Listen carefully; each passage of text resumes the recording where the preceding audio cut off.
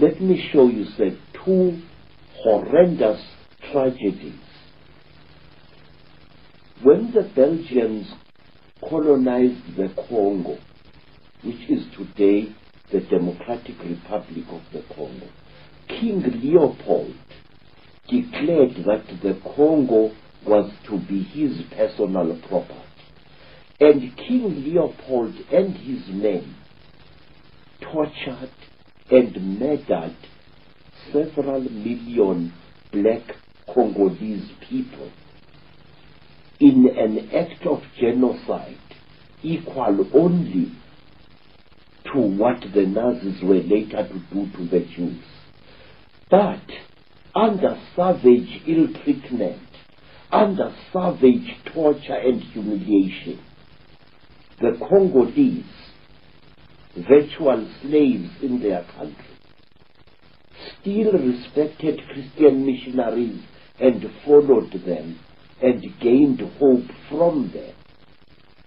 And in 1907, this time in the country today known as Namibia, the Germans embarked on a policy of genocide against the warrior people known as the Hereros. They murdered so many Hereros.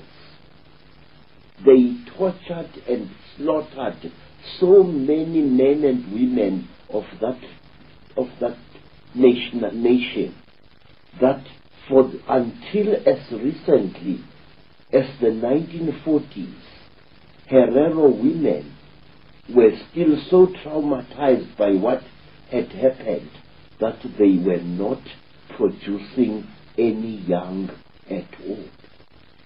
But in spite of the hideous genocide committed by General Van Trotha, in spite of the multiple murders, the Herero people clung to the Christian faith. Why? Exactly why?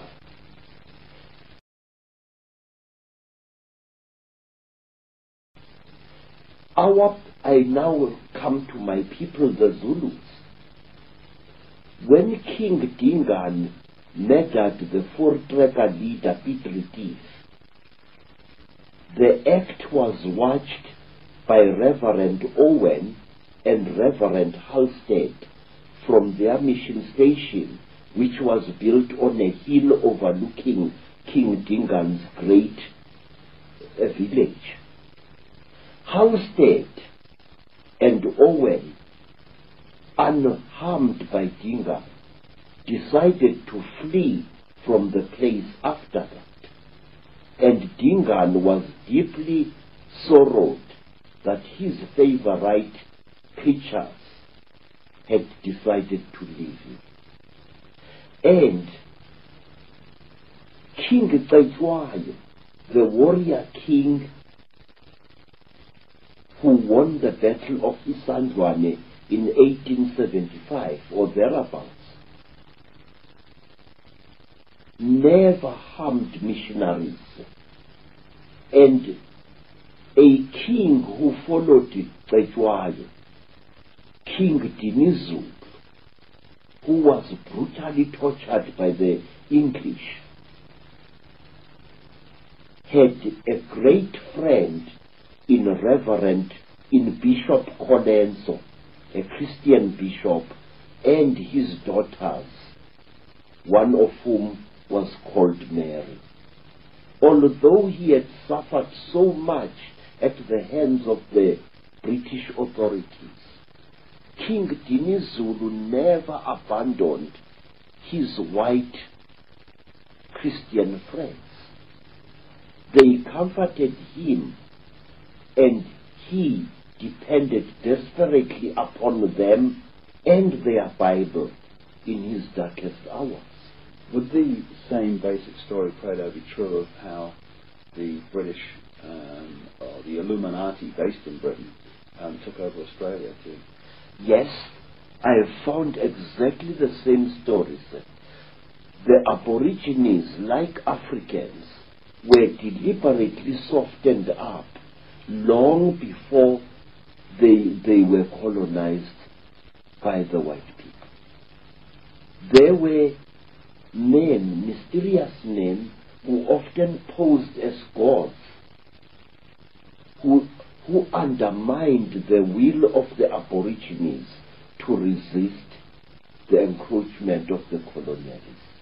It's also interesting that Captain Cook, who is the guy who's supposed to have, quote, discovered Australia and New Zealand, that area of the world, Yes. was actually sponsored and funded and in fact controlled by the Royal Society, which was a Freemasonic and is a Freemasonic science operation based in London. Yes, sir. Let me show you another interesting thing. There is a man I have been investigating in a vein for over 40 years now. A man who committed acts of hideous genocide upon our people here in South Africa. A man of whom historians are so fond that he is practically a white cow whom you may not dare to point a finger at. If you see me sitting in front of you, a man who was demonized over 30 years ago by the South African news media, it was because I asked questions about this white man, Sir George Grey. Who was Sir George Grey? What was he? Was he a Freemason? Was he an Illuminati? How is it that this Sir George Grey, who is the actual founder of the most oppressive laws that British colonialism ever settled our people with, apartheid was laid down by Sir George Grey. The carrying of identity papers was laid down by Sir George Grey in the 1850s, in the last century. And Sir George Grey dealt our kings a mortal blow. But let me first tell you, this man was sent from London to quell a Maori rebellion in New Zealand, which had defeated the efforts of military men. The Maori were unstoppable. Their rebellion was blazing like a bushfire through New Zealand.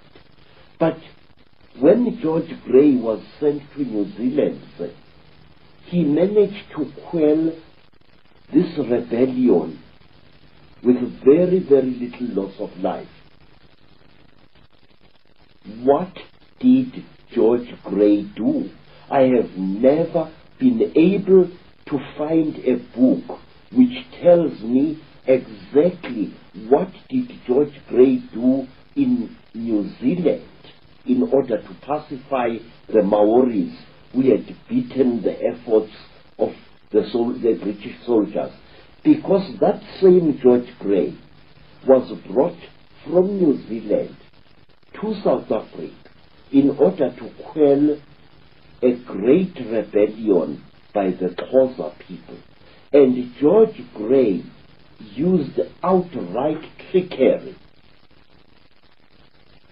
in order to force the Xhosa people to actually destroy themselves. George Grey deliberately and cold-bloodedly tricked the Xhosa people into slaughtering their own cattle, burning their own crops. It is one of the saddest stories of our country's blood-drenched history. And almost overnight, George Grey reduced the Xhosa people of the Eastern Cape into a nation of dying skeletal starvelings, because After George Grey had manipulated the Xhosas with raw trickery into destroying their crops, destroying their cattle, he practically had them on the plate. Hunger, raw hunger and starvation, achieved what military might had failed to achieve after many embattled decades.